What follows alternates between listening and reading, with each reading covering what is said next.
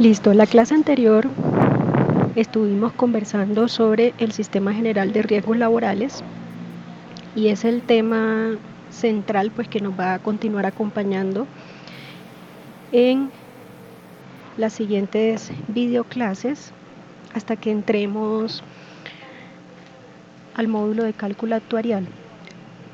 De manera que yo les estuve compartiendo a ustedes una información con respecto a la reglamentación de la clasificación de las actividades económicas de acuerdo con el nivel de riesgo, en clase 1, 2, 3, 4 y 5, que les comenté, y de acuerdo con la información que ustedes muy seguramente han podido estudiar, que está en la plataforma, con base en ella es que se dan o se establece el porcentaje de aporte al Sistema General de Riesgos Laborales que debe hacer cada empleador o cada contratante según el caso específico y de acuerdo a lo que habíamos conversado, teniendo en cuenta el riesgo que implica la actividad económica específica que realiza,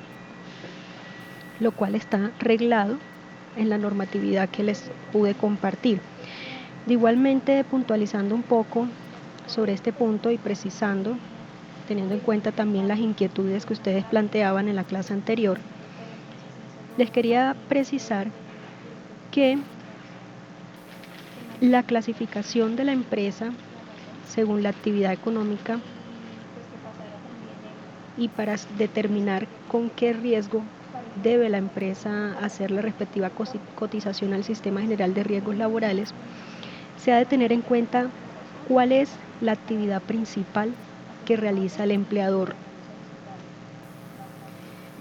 dentro de la clase de riesgo respectiva.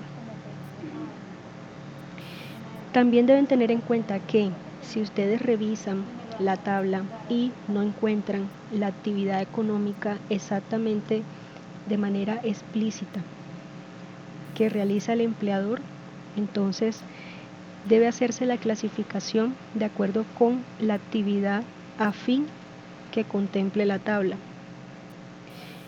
debiendo tener en cuenta, por supuesto, el riesgo ocupacional de la actividad concreta que realiza el empleador y la actividad afín a la cual la están asimilando de las que están en la tabla. Una vez se realice esta clasificación de esta manera por actividad afín, en los eventos en los que no aparece la actividad específica que desarrolla la empresa en la tabla, se establece una responsabilidad para la ARL de comunicar a la Dirección Técnica de Riesgos Profesionales del Ministerio del Trabajo con el propósito de que esta dirección proceda a proponer la inclusión de esa actividad que no aparece en la tabla. Otro aspecto es el de los centros de trabajo. Y hay que tener en cuenta aquí, y es la regulación del decreto reglamentario 1530 de 1996, en el que ustedes van a encontrar la definición de centro de trabajo, el cual se entiende, de acuerdo con esta norma, como toda edificación o área a cielo abierto destinada a una actividad económica en una empresa determinada. Y he aquí entonces la razón por la cual me preguntaban algunos de ustedes la clase anterior que si era posible que una misma empresa, cotizara al sistema de riesgos laborales por riesgos distintos, y les daba la respuesta que sí, en los eventos en que la empresa tiene varios centros de trabajo. Entonces, si se da esta eventualidad, que es muy común cuando la empresa tiene varios centros de trabajo, entonces podrán estar clasificados los trabajadores de uno y otro centro de trabajo en clases de riesgos distintas. Pero debe tenerse en cuenta que se deben configurar unas condiciones o requisitos, como yo les comentaba también. ¿Cuáles son esas condiciones o requisitos? Bueno, son 3. Primero, la existencia de una clara diferenciación de las actividades desarrolladas en cada centro de trabajo, es decir, las actividades en cada centro de trabajo tienen que ser distintas, y dado que son distintas, se clasifican en riesgos diferentes. Segundo, que las edificaciones y o áreas a cielo abierto de los centros de trabajo sean independientes entre sí, como que los trabajadores de las otras áreas no laboren parcial o totalmente en la misma edificación o área a cielo abierto, ni viceversa. Entonces, la independencia entre uno y otro centro de trabajo e igualmente la independencia entre los trabajadores que laboran en uno u otro centro de trabajo, ¿sí? De manera que los trabajadores de cada centro de trabajo laboran en su respectivo centro de trabajo y se exponen, por lo tanto, al riesgo específico de ese centro de trabajo exclusivamente. Y el tercer requisito es que los factores de riesgo determinados por la actividad económica del centro de trabajo no impliquen una exposición directa o indirecta para los trabajadores del otro u otros centros de trabajo, ni viceversa, ¿sí? Entonces, que el riesgo que se maneja en cada uno de los centros de trabajo en los que está organizada la empresa no impliquen la exposición directa o indirecta para los trabajadores de los otros centros de trabajo.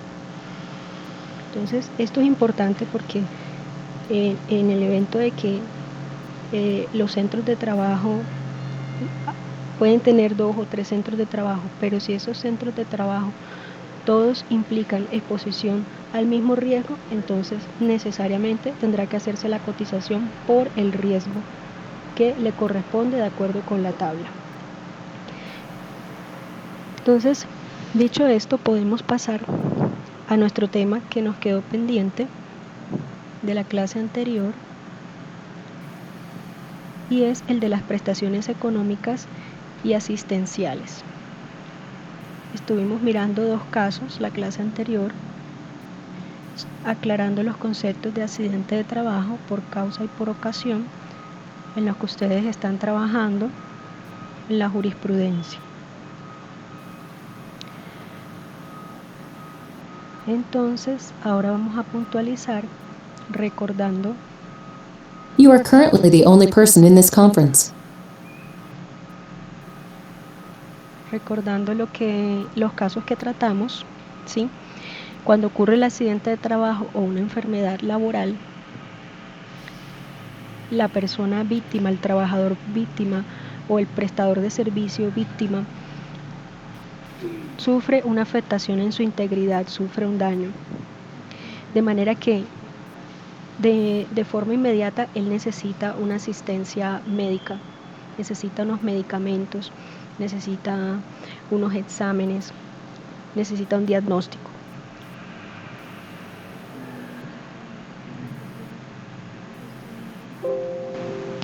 Ok, me dicen si mejora el audio, por favor.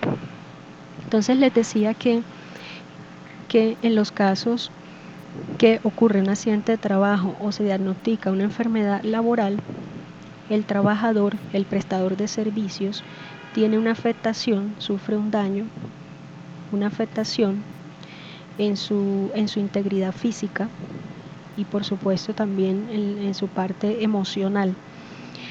De manera que este prestador de servicios, esta víctima, este trabajador necesita que se le sea atendido, tiene que tener una asistencia, va a necesitar un tratamiento médico y por ende unas medicinas, unos exámenes.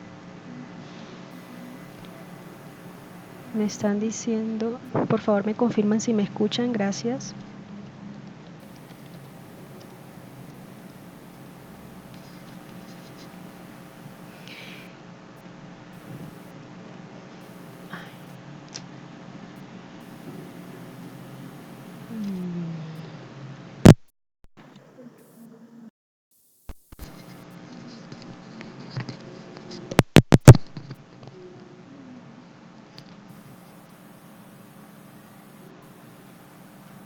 A ver.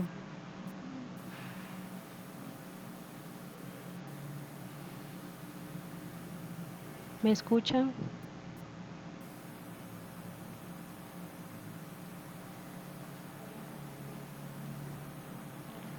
Bueno, me confirman por favor si me escuchan para saber si puedo continuar.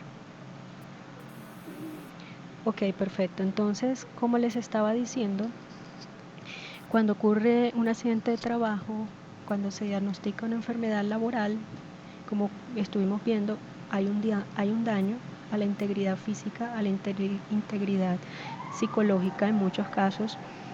Se afecta la parte emocional también del empleado, del prestador de servicio. En ese marco,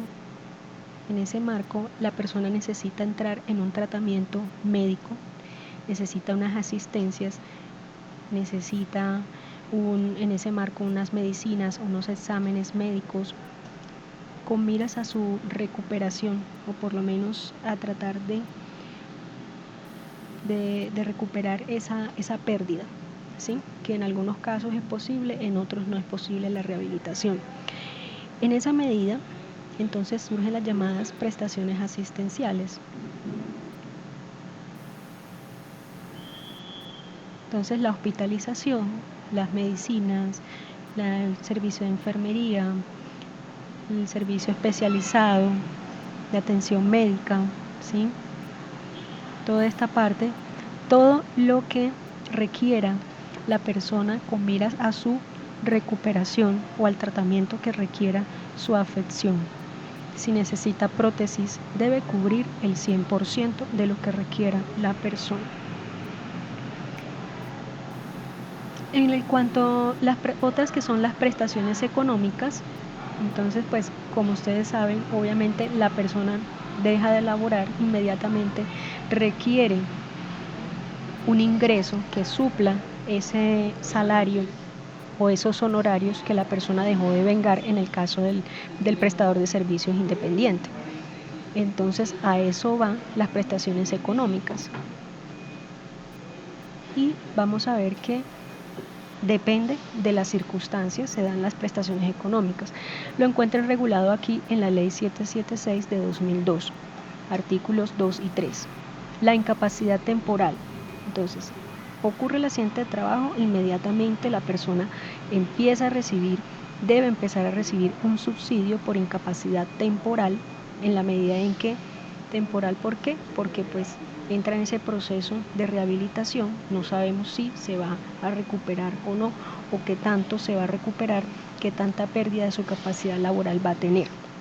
Este subsidio equivale al 100% del IBC, del ingreso base de cotización, que ya habíamos conversado que el IBC o ingreso base de cotización va a ser el valor o el monto reportado a la administradora de riesgos laborales como base para esa cotización que se hace mensualmente. ¿Quién lo reporta? En el caso del trabajador dependiente, el empleador, y este IBC va a ser todo lo que se considera salario conforme al artículo 127 y 128 del Código Sustantivo del Trabajo. Y en el caso del prestador independiente, ese IBC va a ser los honorarios que ese prestador independiente reporta a ese sistema de riesgos laborales como sus ingresos o sus honorarios, y constituirá en este caso el IBC.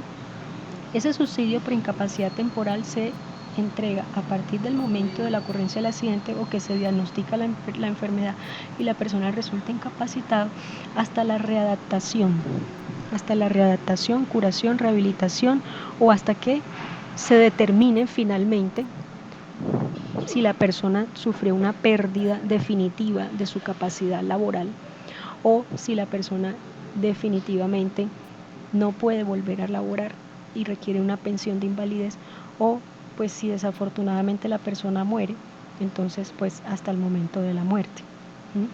Luego vamos a ver ahorita la otra prestación a que tienen derecho en el caso de los familiares sobrevivientes. Entonces, ocurre el accidente de trabajo.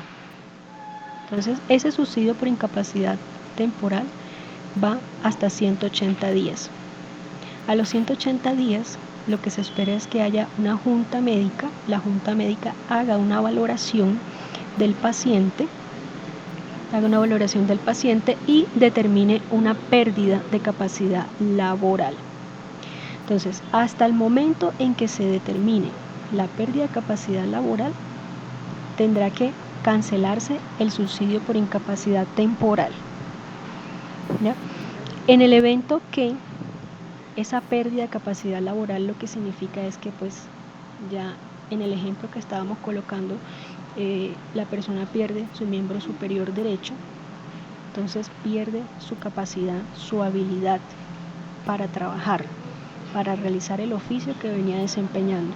Entonces la Junta Médica va a determinar ya, una vez culminado su proceso de rehabilitación, a cuánto asciende, o sea, cuánto de su capacidad laboral, que era ese 100% que él tenía, cuánto perdió.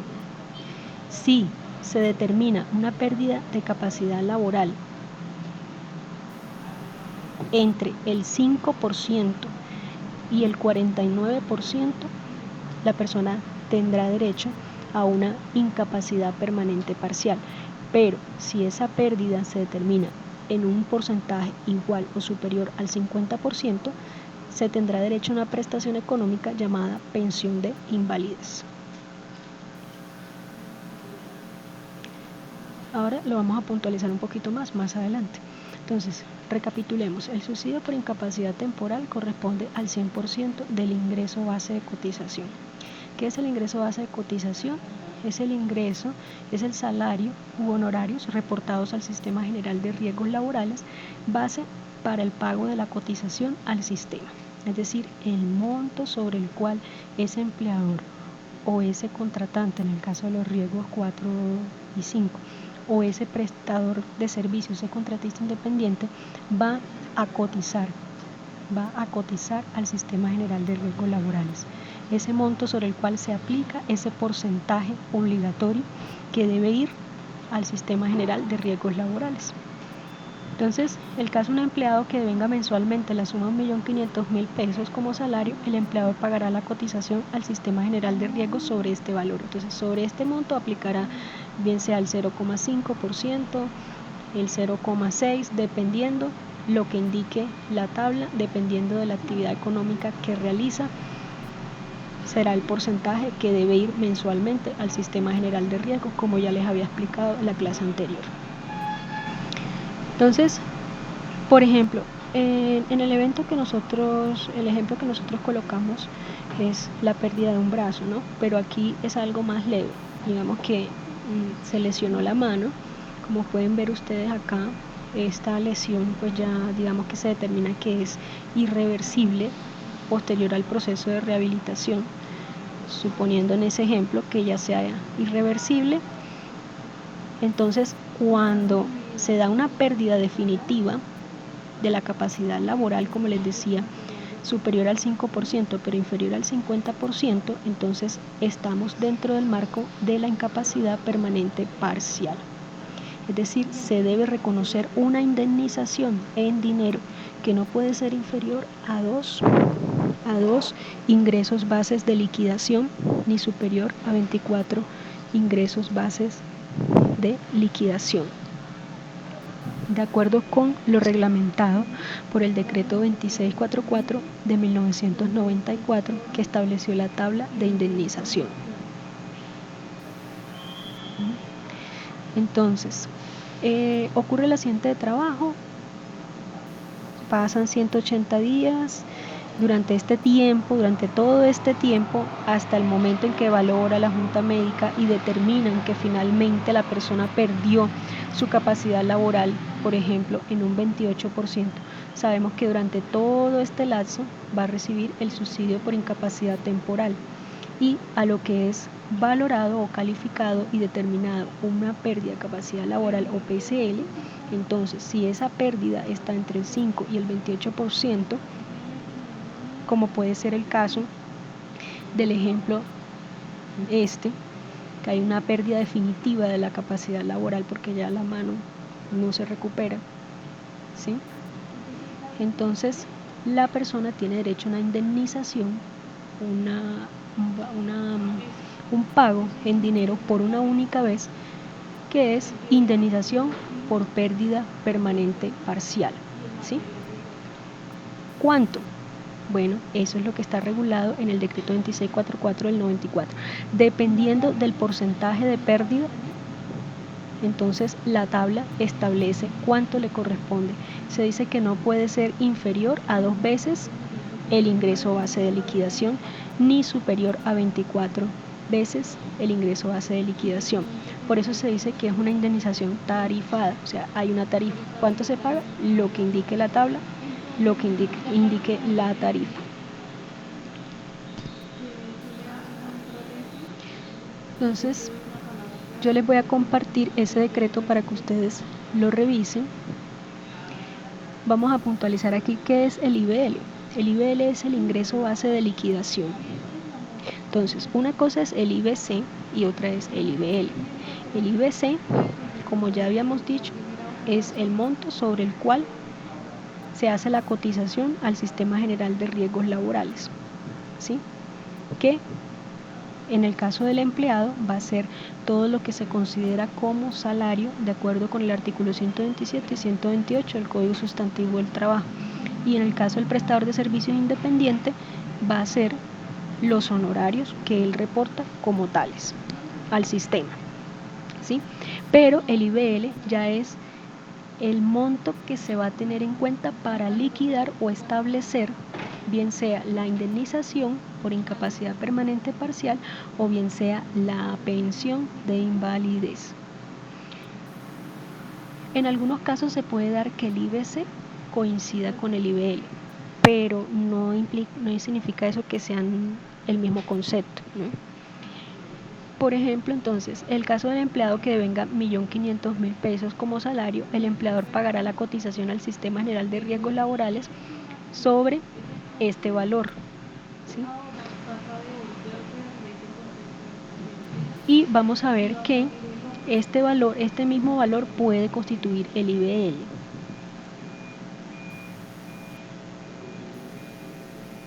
Entonces veamos otro ejemplo. Aquí la pensión de invalidez. El IBL en este caso son 828.000 pesos, que era el salario devengado por la persona, a la que le determinaron un porcentaje de pérdida de capacidad laboral del 28%. Si ustedes buscan en este decreto, que yo les voy a compartir, pero que igualmente está en internet y ustedes lo pueden descargar sin problema, ustedes miran en este decreto, ahí van a encontrar una tabla. Esa tabla les va a decir pérdida de capacidad laboral, por ejemplo, y ustedes buscarán 28. Para 28, ¿cuántos IBL le corresponde? Y van a encontrar que les corresponde 13.5.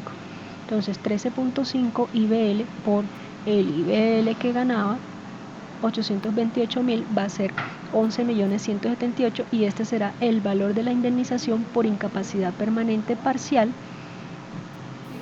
que deberán reconocerle a esta persona en un solo pago, ¿sí?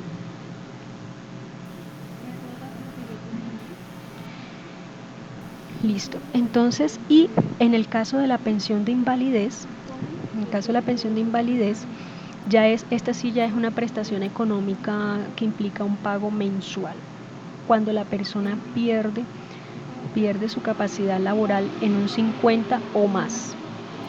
Entonces, si pierde entre el 50 y el 60%, le corresponderá el 60% como pensión, el 60% de su IBL. Si pierde entre el 66%, del 66% o más, le corresponde el 75% de su IBL. Si la persona requiere auxilio de terceros, bueno, ¿no me escuchan?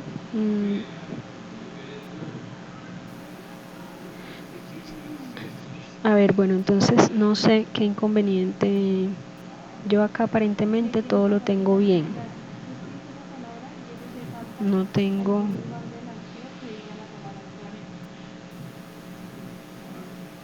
Todo está bien, aquí todo está grabando, no tengo ningún inconveniente yo.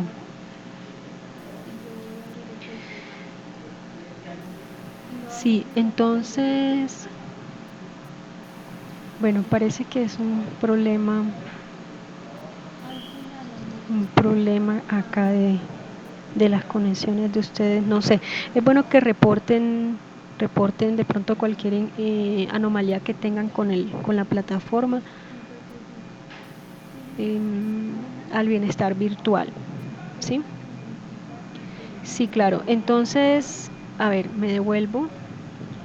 Les decía que el decreto 2644 del 94, que ustedes pueden descargar de internet, pero que yo me voy a permitir también compartírselos, es una tabla en donde se estipula eh, cuánto de indemnización le corresponde por pérdida permanente parcial dependiendo del porcentaje de pérdida de capacidad laboral.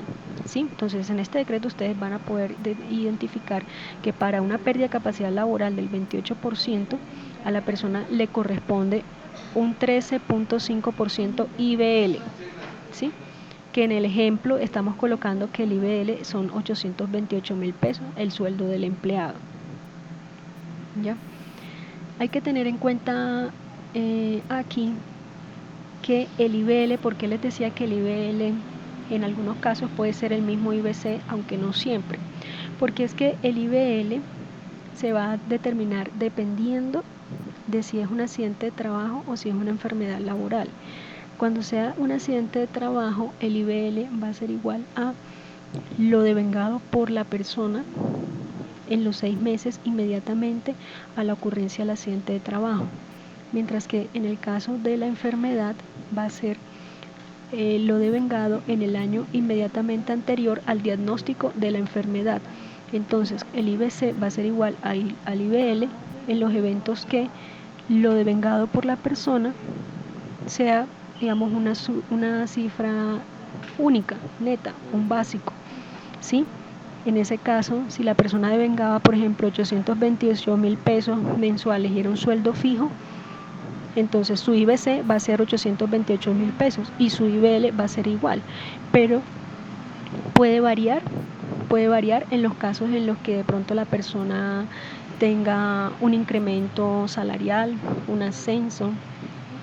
Entonces el IBL pues ya no va a ser el mismo IBC, porque el IBL va a ser, en el caso de un accidente de trabajo, el promedio de lo devengado en los últimos 6 meses antes del accidente de trabajo, o en lo del promedio de lo devengado en el año inmediatamente anterior, en el caso de que se diagnostique la enfermedad laboral.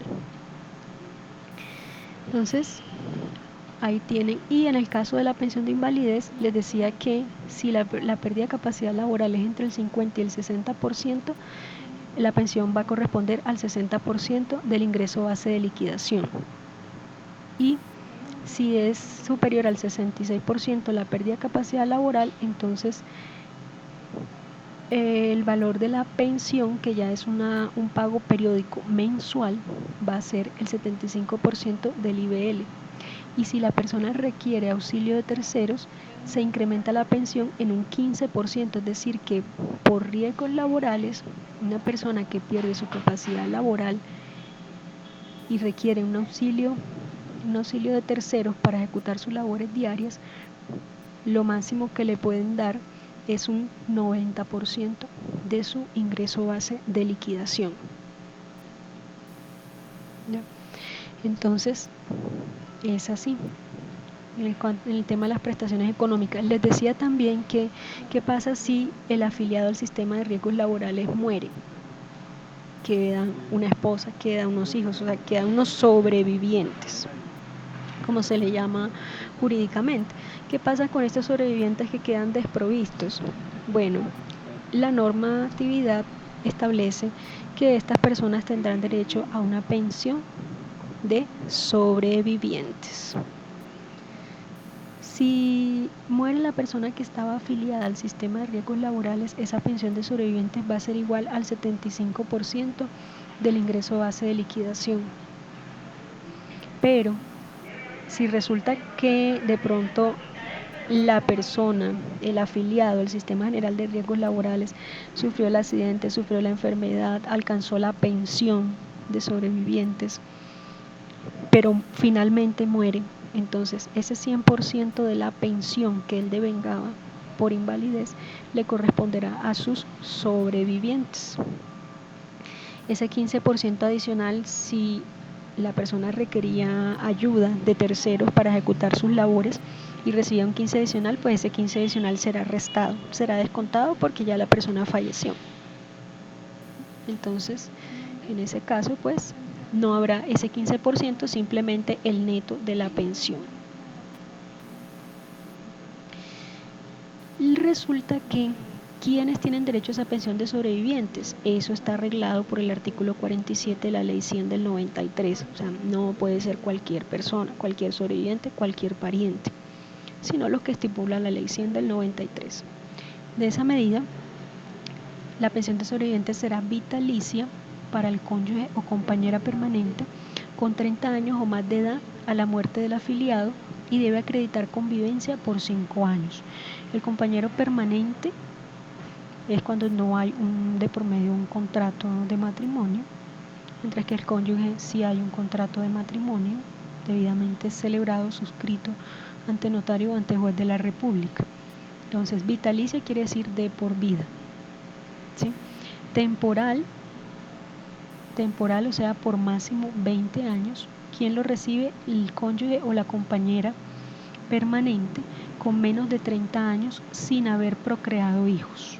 Entonces, si no tiene hijos, tiene menos de 30 años de edad, pero convivía con el afiliado o con el pensionado, entonces tendrá derecho a una pensión de sobrevivientes hasta por máximo 20 años. En el caso de que se presenta la convivencia simultánea entre la cónyuge o compañera permanente, aquí se da una obligación que es compartida, o sea, la pensión de sobrevivientes se comparte.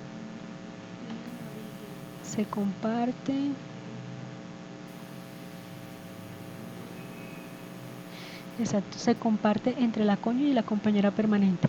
¿Qué otros beneficiarios? Los hijos menores de 18 años y hasta los 25 años mientras estudian. En el caso de hijos que son especiales o tienen una condición especial, pues también tendrán derecho a esta pensión de sobrevivientes de manera vitalicia. En el caso de los padres que dependan económicamente, también estarían, y este es el orden, ¿no? Cónyuge, hijos. En el caso de que hay cónyuge e hijos, pues corresponde 50% para el cónyuge de la compañera permanente y el otro 50% para los hijos. Los padres ya entran en un tercer plano y los hermanos en un cuarto plano. Debe acreditarse la dependencia económica, o sea que finalmente era el afiliado o el pensionado el que los sostenía económicamente. No necesariamente al 100%, pero por lo menos sí les cubría parte de sus gastos. Bueno, entonces hasta aquí las prestaciones económicas y asistenciales.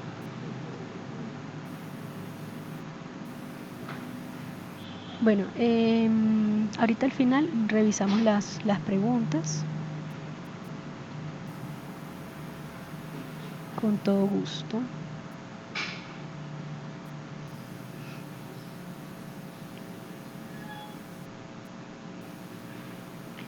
Listo, entonces en cuanto al otro tema, que es el reporte de los accidentes de trabajo y la investigación de incidentes y accidentes, tienen que tener en cuenta aquí la resolución 1401 del 2007, que es la que reglamenta la investigación de incidentes y accidentes de trabajo. Todo incidente y todo accidente de trabajo dentro del marco del sistema de gestión de la seguridad y salud en el trabajo debe ser investigado, ¿sí? El incidente, yo sé que ustedes conocen la diferencia, la han podido estudiar, pero el incidente es un casi accidente, ¿sí? Casi se cayó, casi, ¿sí? Mientras que el accidente pues sí implica que ocurrió un daño, una lesión. En el incidente no se alcanzó a configurar ese daño o lesión en el trabajador, en el prestador de servicio. ¿Por qué es tan importante la investigación de incidentes y accidentes de trabajo? Porque es que permite verificar posibles incumplimientos para ustedes como responsables del sistema de gestión En la investigación de incidentes y accidentes de trabajo es un termómetro que les permite a ustedes medir los posibles incumplimientos, percibir que hay un posible incumplimiento de una normatividad y que inmediatamente ustedes deben ir a revisar qué es lo que está pasando, identificar las causas, identificar la falta, que es que la falencia, y tomar inmediatamente las acciones, las medidas correctivas y preventivas para evitar la ocurrencia de nuevos episodios. En el caso del incidente, pues para evitar que se concrete posteriormente en otro episodio un accidente de trabajo. En el caso de un accidente de trabajo, para evitar la repetición de nuevos episodios o incluso episodios mucho más graves. Entonces, de esta manera van a librar ustedes a la empresa de sanciones, de inconformidades en el sistema de gestión, y van por supuesto a responder y a validar el cargo que ustedes tienen. ¿Sí? Entonces, permite individualizar los factores de riesgo y los peligros a los que se pueden ver expuestos los trabajadores. Como les decía, el diseño de acciones de mejora y mitigar futuros eventos. Es importante que ustedes sepan que esta regulación de la investigación de los incidentes y accidentes de trabajo viene motivado por el convenio 160 de la OIT, aprobado por la ley 76 del 88, que como tuvimos oportunidad de ver en este caso, dado que ya hay una aprobación por ley del Congreso, este convenio hace parte de nuestra legislación interna y es obligatorio. Y en este convenio entonces nos obligamos a reportar estadísticas sobre las ocurrencias de los accidentes de trabajo y las enfermedades laborales. Y es lo que yo les decía a ustedes también, que esta información se reporta a la ARL y la ARL a su vez debe pasar informes al Ministerio de Trabajo. Y con base en esta información es que el Ministerio de Trabajo determina las metodologías para poder establecer cómo las empresas pueden pasar de un porcentaje de cotización a otro de acuerdo con su nivel de riesgo. Entonces, es de verdad que es una labor muy importante y desde el punto de vista preventivo. Bueno, en el caso del reporte, ya pasando al reporte, entonces una cosa es la investigación de accidente de trabajo, es posterior al reporte. Primero viene el reporte del accidente de trabajo y la enfermedad laboral. Encuentran aquí la regulación.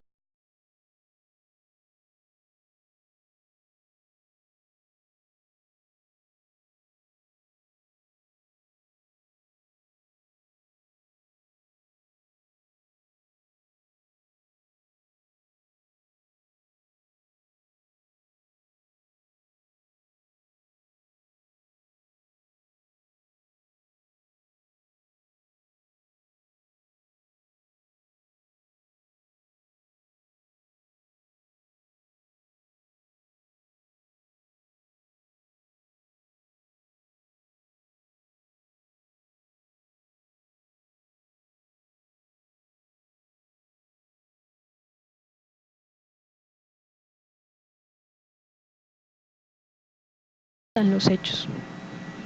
¿Cómo se hace este reporte? Por medio de los formatos FURAT, que es el de accidente de trabajo, o FUREL, que es el de enfermedad laboral. Debe hacerse tanto a la ARL como a la EPS simultáneamente, y ahorita vamos a ver la razón de peso para esto. Entonces, ustedes tienen a través de la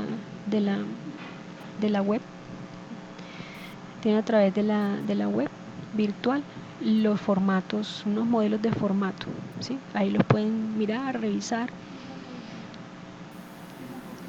La copia del reporte, que es del accidente de trabajo, la enfermedad laboral que se hace, debe dársele al trabajador una copia para efectos de evitar que el trabajador corra a autorreportar, y a la IPS que esté brindando la atención médica también. Si se trata de un accidente grave o mortal, adicionalmente a lo anterior, debe enviarse copia a la dirección territorial del Ministerio del Trabajo. Esto lo encuentran en el decreto 1072 de 2015.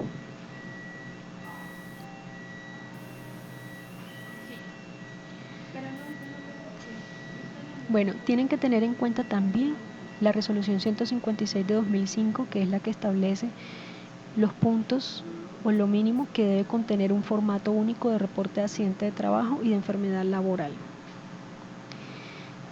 Tienen que tener en cuenta que la resolución 1570 del 2005 estableció la obligación de registrar de manera clara y completa los formularios de reporte. Entonces, el cumplimiento de esta obligación de reporte de accidente de trabajo no es únicamente, se cumple dando aviso dentro del término estipulado por ley, que son 2 días hábiles, pero adicionalmente suministrando toda la información que requiere el FURA y el FUREL. Si lo reportan dentro de los 2 días hábiles siguientes, pero no está completa la información, incumples la obligación. Como si lo haces de manera extemporánea, también incumples. Y si no lo haces, peor.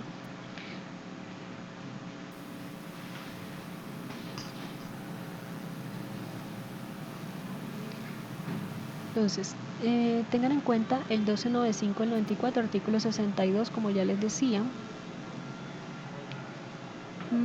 Aquí se establece la obligación de los empleadores de informar a los trabajadores los riesgos a los que se pueden ver expuestos en la ejecución de su labor.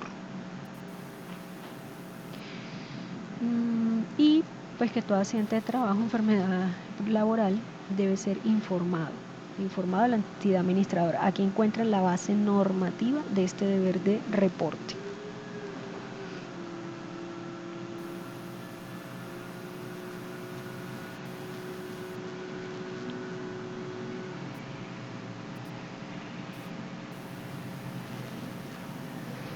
Bueno, entonces les decía que ese reporte es simultáneamente, es decir, al mismo tiempo, tanto a la EPS como a la ARL.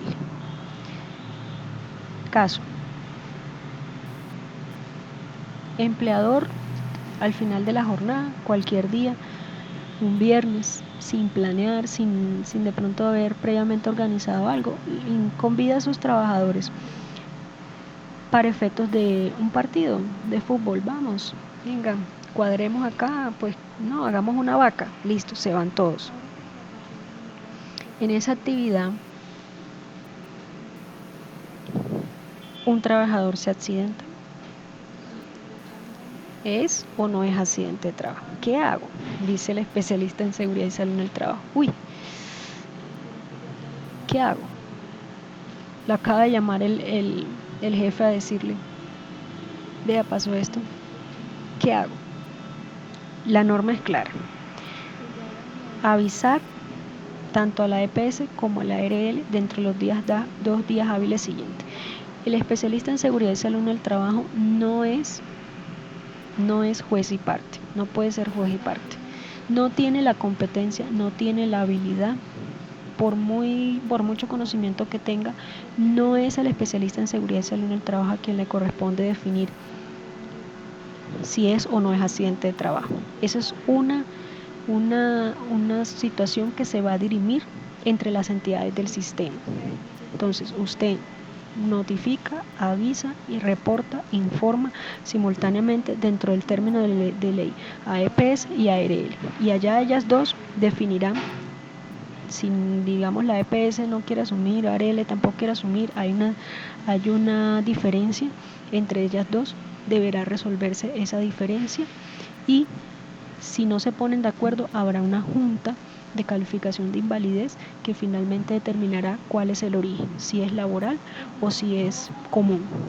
Pero por no reportar, por entrar nosotros a querer definir lo que le corresponde ya a las entidades del sistema, no podemos poner en riesgo a la empresa, no podemos poner en riesgo nuestra tarjeta, nuestra licencia, ¿sí? Porque entonces son multas las que van a acaecer al empleador por no reportar o por reportar incompleto. Entonces, tienen que tener en cuenta aquí en la resolución 156 de 2005, artículo 3, parágrafo 2. El informe no reemplaza el procedimiento para la determinación del origen del evento, ni es requisito para el pago de las prestaciones asistenciales ni económicas. ¿Qué quiere decir esto? Que el hecho de que ustedes reporten como laboral o reporten a la ARL el suceso y simultáneamente a la EPS, eso se va a tener como un indicio. Sí, bueno, que usted lo reportó a la ARL, entonces eso, ¿usted por qué reportó a la ARL? Sí, eso quiere decir entonces que usted cree que es un accidente de trabajo. Bueno, no es que yo crea si es o no es, estoy cumpliendo con mi deber de reportar.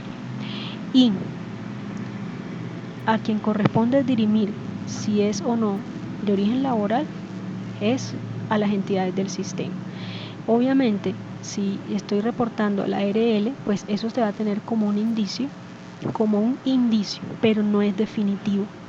No es definitivo. Recuerden que luego del reporte viene la investigación que tendrán ustedes que hacer, que tendrá que hacer la empresa y que tendrá que hacer la entrega a la respectiva ARL, y a su vez la ARL tiene que abrir su investigación, la EPS también hará su investigación.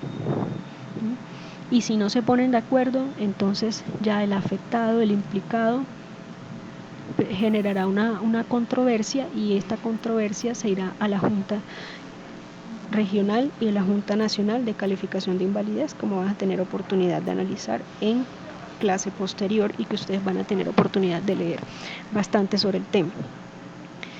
¿Listo? Entonces nuestro deber es reportar.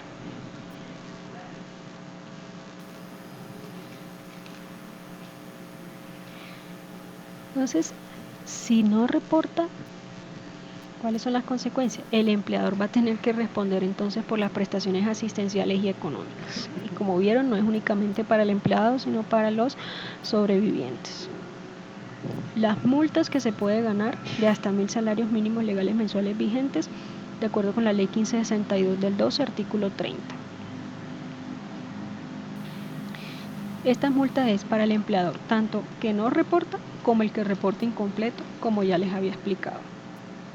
El formulario debe completarse con toda la información, y igualmente puede ser multada la ARL que al advertir un formulario incompleto tampoco solicita la información faltante al empleador. Entonces, esto es serio.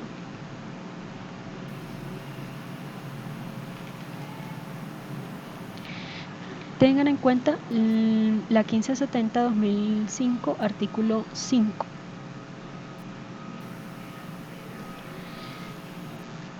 Tienen que tener en cuenta que si ustedes no reportan, alguien lo va a hacer.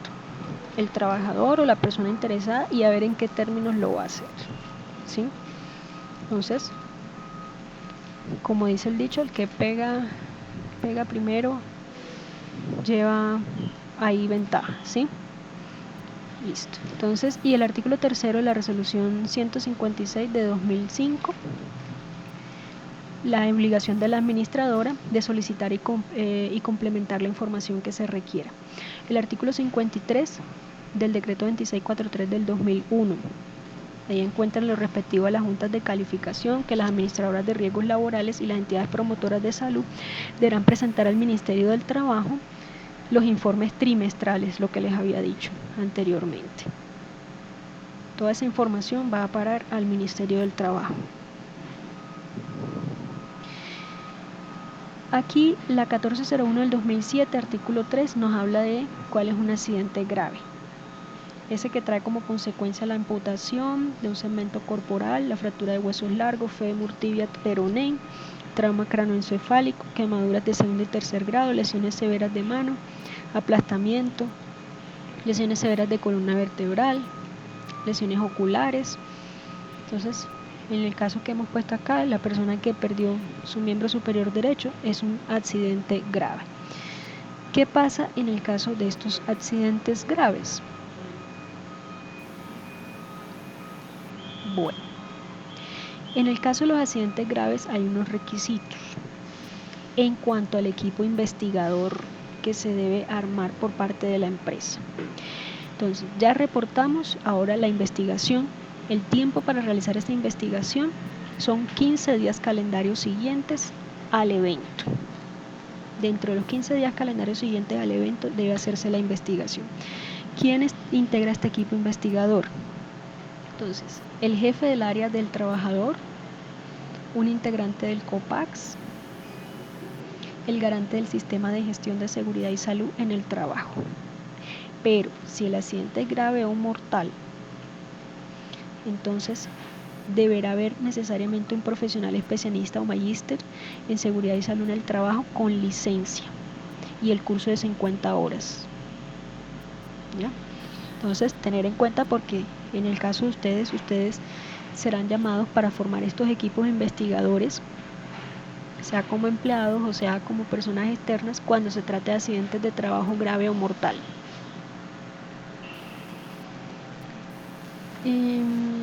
Bueno, la investigación la suscribe el empleador y el responsable de la investigación, que será el líder en sistema de gestión, seguridad y salud en el trabajo, o el profesional con licencia en seguridad y salud en el trabajo para las investigaciones de accidentes de trabajo graves o mortales. Entonces, ¿quién la suscribe? El empleador, el responsable de la investigación, que en este caso podrían ser ustedes como líderes del sistema de gestión, o en el caso de trabajo, accidentes de trabajo graves o mortales, entonces sería el que tiene licencia en seguridad y salud en el trabajo. Para las investigaciones de accidentes de trabajo graves o mortales.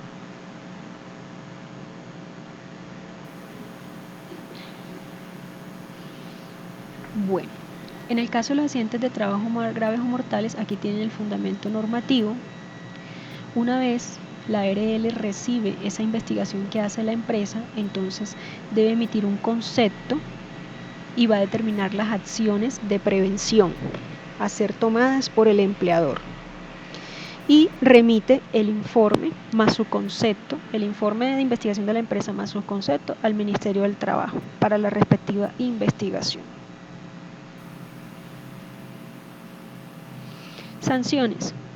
Como ya les había dicho, la 1562 del 12 modifica el decreto ley, entonces establecen multas hasta 500 salarios mínimos graduables de acuerdo a la gravedad de la infracción. En caso de reincidencia o incumplimiento de los correctivos, suspensión de actividades hasta por 120 días o cierre definitivo de la empresa.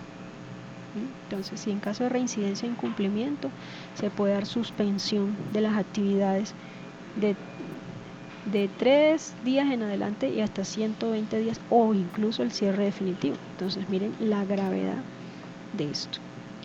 Accidente de trabajo mortal en que se evidencia incumplimiento de normas de seguridad y salud en el trabajo, multas entre 20 a 1000 salarios mínimos legales mensuales vigentes. Entonces, señores, la licencia hay que cuidarla. Artículo 60, la 1562 del 12, reporte de accidente de trabajo y enfermedad laboral. Entonces, como les decía, la CPSI, o sea, la empresa debe reportar a la ARL y a la EPS. A su vez, la ARL y la EPS tienen la obligación de reportar y suministrar esta información al Ministerio del Trabajo trimestralmente. Esta información la utiliza el Ministerio del Trabajo. ¿Para qué? Para poder determinar cómo una empresa, cómo las empresas en general en Colombia pueden moverse entre los porcentajes de cotizaciones por riesgo de actividad, ¿sí? Eso se va a tener en cuenta porque entonces se va a determinar el llamado índice de lesiones incapacitantes. Eso es por empresa, ¿sí? Dependiendo de la accidentalidad de cada empresa. Y son factores que se tienen en cuenta finalmente para el monto de la cotización, como les decía. Entonces, de ahí la gran importancia también que tienen ustedes como líderes del sistema de gestión en seguridad y salud en el trabajo, porque su labor va a ser preventiva, correctiva, con miras a cada vez más a disminuir las posibilidades de la ocurrencia de un accidente de trabajo, una enfermedad laboral, lo cual finalmente pues va a redundar en mayor productividad, porque entre menos ausencias, mayor productividad, mayor gente trabajando, ¿sí? Y de igual manera puede darse que la empresa, al bajar su índice de lesiones incapacitantes, pueda acceder a una cotización por inferior, ¿sí? De igual manera, entonces, en el caso que se omita el suministro de esta información al Ministerio del Trabajo, pues es una cadena. Si las empresas no reportan, pues la ARL y la GPS también la información que ellos van a reportar, que vayan a suministrar al ministerio, va a ser escasa o incompleta. Entonces, en esa medida, en el caso que el Ministerio del Trabajo detecta un incumplimiento de estas obligaciones, por eso es que puede imponer las multas de hasta 1.000 salarios mínimos mensuales legales vigentes, sin perjuicio de las demás multas que se puedan acarrear por el incumplimiento, multas y sanciones, porque como vamos a tener oportunidad de ver en el próximo módulo de cálculo, en el caso de los accidentes de trabajo, cuando se logra establecer culpa del empleador en el acaecimiento de este o en el diagnóstico de la enfermedad laboral del trabajador, este puede solicitar el pago de indemnizaciones que en muchos casos son indemnizaciones cuantiosas porque son indemnizaciones plenas y ordinarias de todo perjuicio, y no solamente para el trabajador, sino para también sus familiares.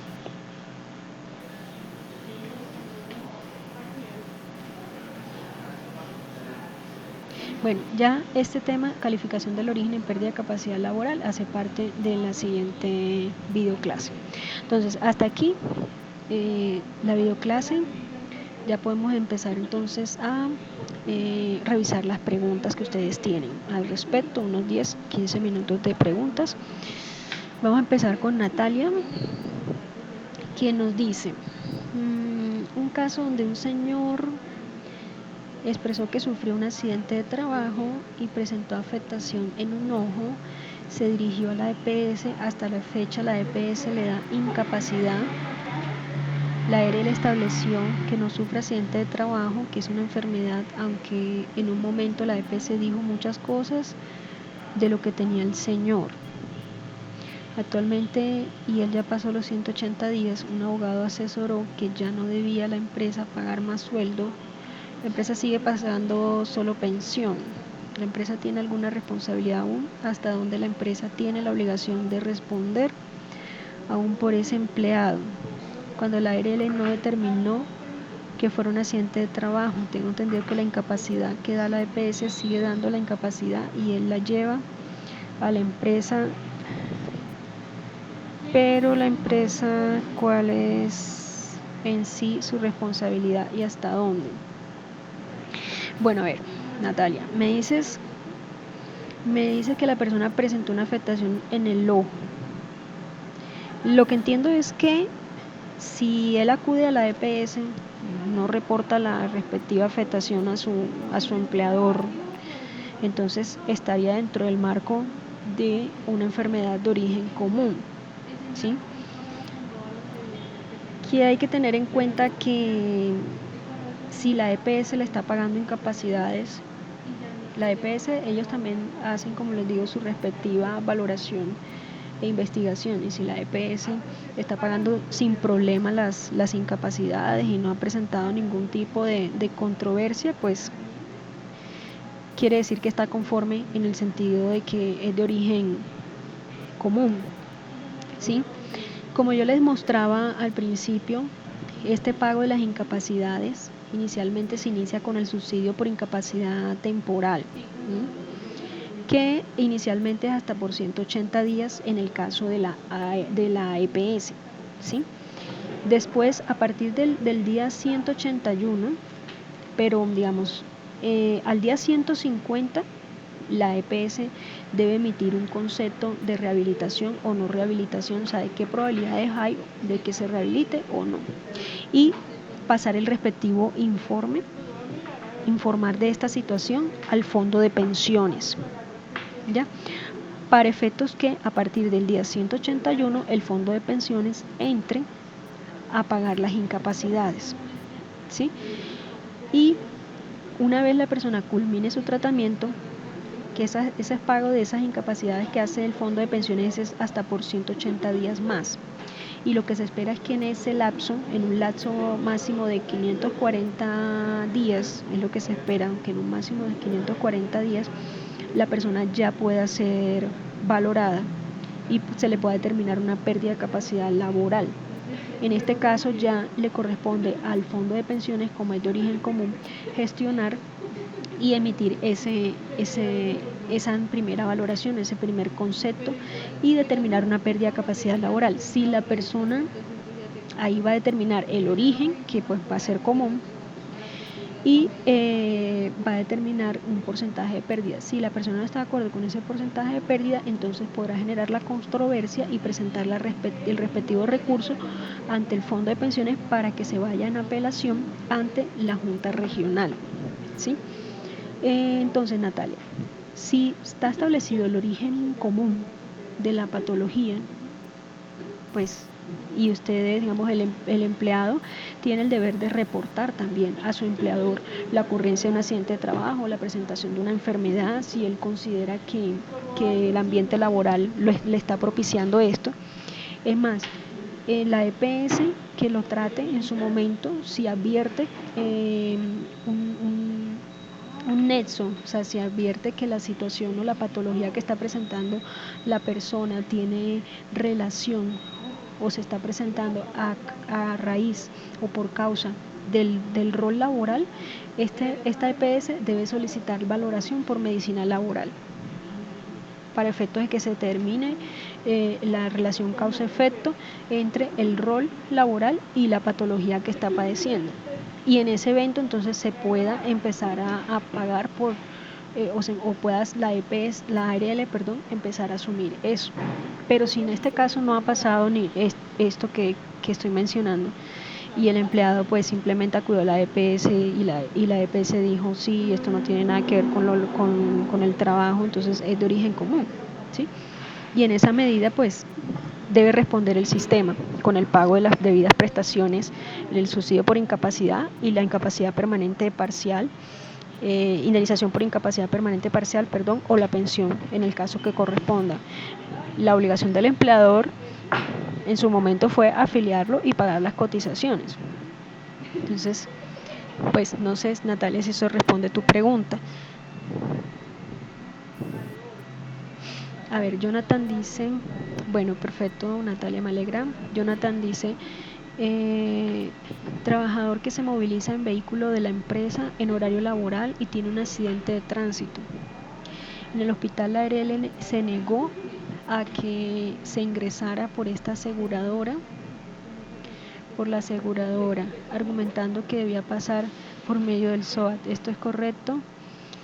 Un trabajador que le han dado todas a la segunda, bueno, entonces, Jonathan, a la primera pregunta, a ver, son cosas diferentes. El SOAT es un seguro, eso está dentro del marco del derecho de seguros, y pues el SOA va a pagar hasta donde cubra, ¿sí?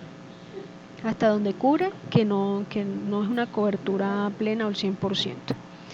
Pero esa responsabilidad es una responsabilidad accesoria, el SOAP es una responsabilidad accesoria, o sea, accesoria a la responsabilidad principal, porque si estaba transportado en horario laboral en vehículo de la empresa, quiere decir que el transporte lo suministraba la empresa, y si era horario laboral, pues con más razón el accidente de trabajo ocurre dentro del marco del artículo 3 y 2 de la 1562 del 12.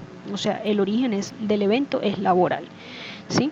En esa medida, la ARL no se puede excusar, y la ARL tiene que garantizar el pago de las prestaciones asistenciales y económicas, que eso jamás y nunca lo cubre un SOA, porque si la persona, por lo menos, si en el caso que la persona muere, un SOA no cubre una pensión de sobrevivientes, ¿sí? Y como te digo, el SOA tiene unos topes y hasta esos topes paga, ¿sí? Entonces, pueden, en este caso que tú colocas, concurren las dos obligaciones. El SOA, pues por un seguro obligatorio, tiene que pagar, ¿sí? Pero a su vez la ARL también tiene que pagar. Ese caso que tú colocas, Jonathan, es muy frecuente y se está dando de esa manera para que la ARL se excuse, pero no, jurídicamente no está habilitada para ello. Bueno, y tu segunda pregunta dice, un trabajador que se le han dado todas las capacitaciones pertinentes a su labor, énfasis en el uso de elementos de protección personal y tiene un accidente laboral por omisión de las recomendaciones. Se puede eximir al trabajador y la responsabilidad del encargado. Bueno, si tú tienes todo debidamente soportado, que se le ha dado los elementos de protección, se le ha dado la capacitación, siempre y cuando esos elementos de protección sean, la entrega haya sido completa, que sean los adecuados para la labor, ¿sí?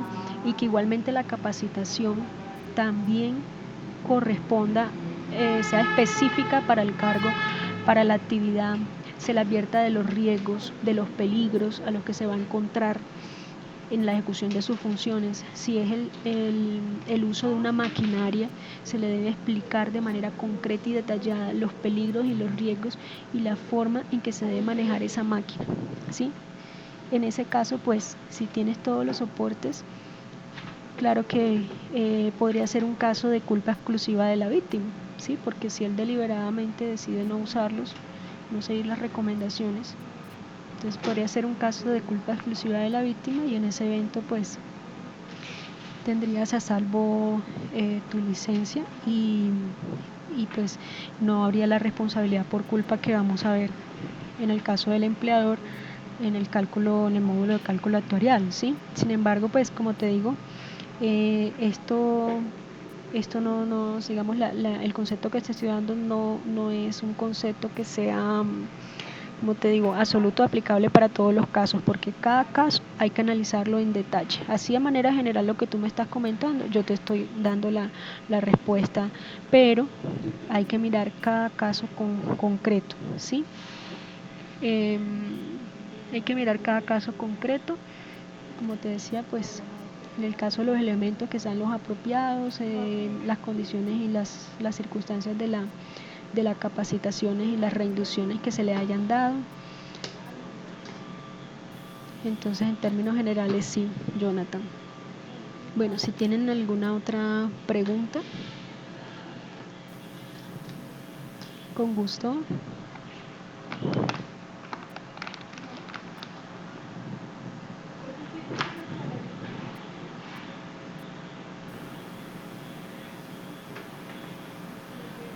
Bueno, si no tienen más preguntas, entonces vamos a dar por terminada la clase. Les quiero recordar, por favor, recuerden la fecha límite para entregar la actividad. Recuerden que no va a haber aplazamientos en las entregas, salvo que sean circunstancias de fuerza mayor y previamente tramitada la excusa ante la dirección del programa.